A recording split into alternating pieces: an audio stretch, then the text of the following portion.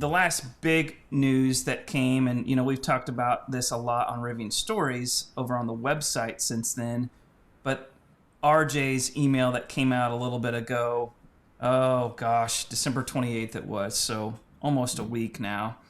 I don't want to rehash this. The big thing here, as far as what is the headline, is Max Pack being delayed until 2023. And I know that obviously there was some disappointment. Obviously, some people understood and are like fanboy, like, never leaving. And some people are like, I'm out. And then most people in between, you know what I mean? How has the dust settled as far as you guys' insight, just as far as that news? And do you guys have any insight that you want to reply with? It's been interesting. There's been a lot of people that I feel like, at least in RS, that have definitely softened to the idea of switching to an adventure large pack versus staying adventure in the Max, or even going from the Explorer to the Adventure just to move up a little sooner, because that was also part of the announcement, was that the Explorer packages are going to be later too. Yep. And then there's still some holdouts, and then, like you said, I mean, there's a small handful of people that have walked away, at least until they've hit mass production, and they know they don't have to wait 3 or 4 years by that point.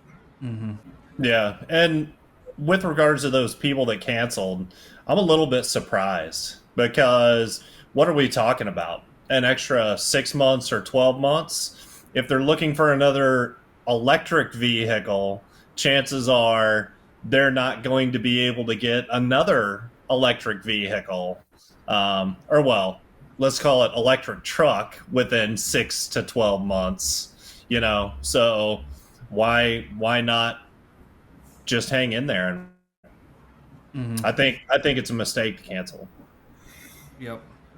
So along with that, Jimmy, you had a great point, like right before we hit record, as far as like a topic to talk about next time. And I said, no, let's talk about that at the front with this, because we've already rehashed this. This is old news by now. The better insight here is that, as you just mentioned, Rivian's going to give a chance here, as you can see, to Max Pack and Explorer pre-order holders who have been with us since 2018 and 19, whose delivery windows may push into 2023. We value your loyalty and commitment, and will be reaching out to you in January to gauge your interest to reconfigure to an adventure package with large pack so that you can take delivery in 2022. So you had said next week we should talk about why. Well, I'm not going to take the words. Tell us what you said. You said next week we should talk about why you should just choose 300. 300's plenty. There's no reason to get 400. Take it away. Right. Just from personal experience, you and I talked real quick about this last week when we were just catching up on life. And, I just drove from North Florida, where I live in Jacksonville, to Virginia Beach. And in my 75 kilowatt hour pack Tesla Model S, and by stopping more and keeping the battery on the bottom half of its capacity, I actually got here faster than I would had I charged longer and stopped less. Because the top half of the battery charges 3 to 4 times slower than the bottom half does. So, and yes, the Tesla charging network is a lot more robust than Electrify America and the rest of the CCS. But if they don't have the tools to find chargers, they don't see them because they're not looking for them. You know what I'm saying? Like a better route planner and PlugShare and all these other apps that are at your disposal are gems when it comes to going from point A to point B. Using Tesla's guidance, it only wanted me to stop 3 times. and it was going to take X amount of time. I don't remember what it was specifically. But I got onto ABRP and I mapped out a route, and I got super granular. Like, I only wanted the car to charge up to 60% max or 50% max, whatever it was. And I wanted to stop 7 times instead of 3. And by doing so, I shaved off almost an hour and a half. In my instance, I don't need a 400-mile truck. I've learned over the last 2.5, almost 3 years of owning EVs, it's not necessary. 300 miles is plenty. And most of us, I feel even more energized, and I'm at this point, but like getting to my destination is nice when I'm like more relaxed, and I'm more like stopping every 70. I know it sounds crazy, but I was stopping, I think I averaged when I between the 650 miles and 7 stops, averaged out to about 90 miles each leg. And I averaged 15 minutes to charge at each leg over the seven stops. It was 15 minutes. But when I got here, I wouldn't beat, like stopping for the average of 15 minutes, stretching your legs, using the restroom, grabbing a coffee, walking around. It's just a better way to go, instead of charging 3 times and stopping probably for an average of 45 minutes to an hour each stop to get to the same destination. It's a way healthier way to travel, man. I mean, my watch tells me to get up at the end of every hour, and it's just better. I want to ask the question that I know like so many people are thinking of, and Scott, we can get your general reply, but I'm putting a few things on the table just so that we can get to them when we get to them, okay? Because some people are going to say, I tow, that's why I wanted 400. What's that mean for me if I tow? Some people are going to say, I live in North Dakota. Some people are going to say like, oh yeah, easy for you. I know you touched on it. Easier for you as a Tesla owner, but you already touched on it, but they just don't listen. They're going to say, yeah, easy for Tesla owner. So we might need to double down on that and like embolden or highlight or talk about the near future. But those are a few things I want to put on the table to then pass it over to Skylar and just see where you want to take it. Yeah. So, Kyle, I mean, you actually stole my thunder a little bit. I mean, I was going to say, if I wasn't towing on a very regular basis, since I do not live in a cold climate that can have a significant effect on EVs, although that's going to be another thing. We still don't have enough real world data around the cold weather performance and range yet to know what the actual impact on Rivian vehicles is going to be. But if it's not for those two things, or a very regular trip that I make where having all of that capacity, and I'm going to say without a stop, comes in handy. Because for my use case, I absolutely do not need a 400-mile range. I mean, most of my driving, 95%, is going to be around town or trips where I don't even have to stop, right? I can leave close to full from home, drive several hours, I mean, for me, it's going to be Dallas or Houston, and not have to worry about charging along the way. So there's very little time when I'm going to need over 300 miles, and I'm taking, and that's probably going to be family vacation type road trips. And yeah, with a wife and 3 kids, I'm going to be stopping every, 90 to 120 minutes regardless anyway. Yep, exactly. Yeah, but I mean, something to consider too on your end. I mean, those stops or those trips where you normally would leave there and drive 2 or 3 hours without stopping. Something to consider is with an EV, you're probably going to want to stop, and that way, unless your destination does have a a 220 plug sitting in a garage, you're not going to want to show up with 10% of battery, because then one, you can't show off the truck. I mean, you can show it off, but you're going to be limited on how you can show it off. And then two, it is something else to consider. That 135 pack at your house is going to take forever to charge, even on 48 amp service, from zero. And then factor in a 180 kilowatt hour pack. I mean, you're talking a long time from zero. If you were to show up, or show up back home, for instance, and charge at your house where you've got a level 2 EVSE, it's not going to be quick.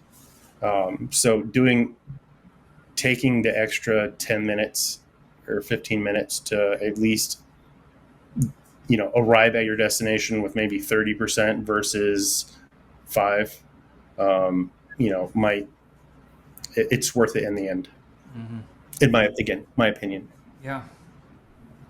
No, and that makes sense, but still, regardless, I don't feel like an extra 100 miles worth of maximum range is going to be any sort of life changer for me. I mean, not at all. Matter of fact, there is very, very few potential times when I would need that extra 100 miles of range. And Jimmy, you mentioned a better route planner, and I've mocked up several things there. I've even done it with, theoretical max pack range versus large pack range. And it is so negligible that it doesn't make any sense for me, for my use case. There's one other major point that I want to make, and Kyle, I think you briefly touched on it earlier, but it is my number one reason that even on road trips, I don't think that I need a longer range vehicle.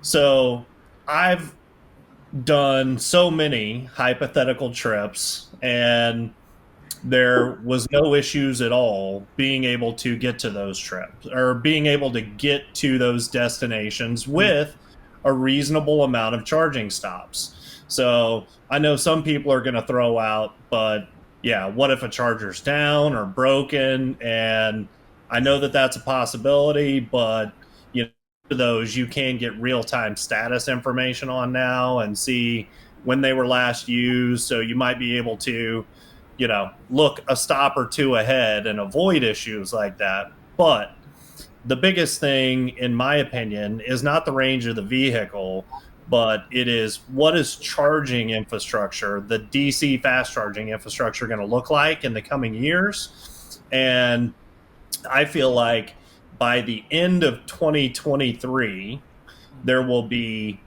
way more CCS charging infrastructure than there is Tesla superchargers. So I feel like CCS infrastructure is actually going to be better and more dense, higher numbers of CCS chargers. Yeah. And I don't think that extremely long range EVs, even on road trips, are going to be necessary. Mm-hmm. Yeah, I'd said that maybe even before we started recording. And from a consumer standpoint, it just stinks then again. We're talking about buying trucks for a small use case. It stinks to buy 400 miles of range and an extra 10 grand and an extra year wait or whatever it's going to be, 6 months, 8 months, or whatever, when the delay to get that puts you into that same time frame you just put. Right. Yeah. And so you're spending extra money getting a bigger pack that's going to, take more to charge, like Jimmy just said, at home and all that, all for a short time, 2022 and 2023. Yeah, it doesn't make a whole lot of sense. And I mean, there are going to be some people that are going to, and there's a couple that I've got on my the back of my mind that I know aren't going to switch. Mm-hmm. And more power to those few. They have their reasons, and I'm not gonna shoot them down for it, you know. But I think for the other 80 to 90% that are on the fence, I know I'd much rather have my truck sooner than later. And if I can take my 226 miles of all electric Tesla from Florida to Virginia, you should definitely be able to take a 300 and change mile R1T even further. Yeah. If I was going to be bold or assertive or encouraging and try and put all those three together, bold, assertive, and encouraging, I think one thing that's going to mind is that I'd say I think a lot, maybe not a majority, but probably a majority of the people with MaxPack wanting 400 see that more as a security blanket and not a true need. And all what we're saying is it doesn't need to be a security blanket of where we are and where we're going. If it's a true need, a lot of towing, cold climate, and you just know, then you know, and it's not wrong. Wait for it, you know. But if it's a security blanket, we don't think you need it at all. I'm gonna jump up on my soapbox for a minute. Okay. And this has to do with towing. If you tow a lot, you probably shouldn't be buying an EV. And that's just putting it out there straight, especially if you tow long distances. I mean, EVs are good at a lot of things, but with how long it takes to charge and everything else, I mean, use a traditional internal combustion vehicle to tow longer distances. And if you do it every once in a while, then maybe an EV fits, or, you know, taking your boat to the lake, or, you know, things like that. But yeah. All right, guys, thanks for watching. This is to be continued, so please do subscribe so you don't miss the next one. In the meantime, please do join us over at rivianstories.com. This really is a phenomenal community. It's the community for true Rivian fans and owners. You'll find a ton of great interaction and information, and you can even pick yourself up a t-shirt or sweatshirt. Thanks.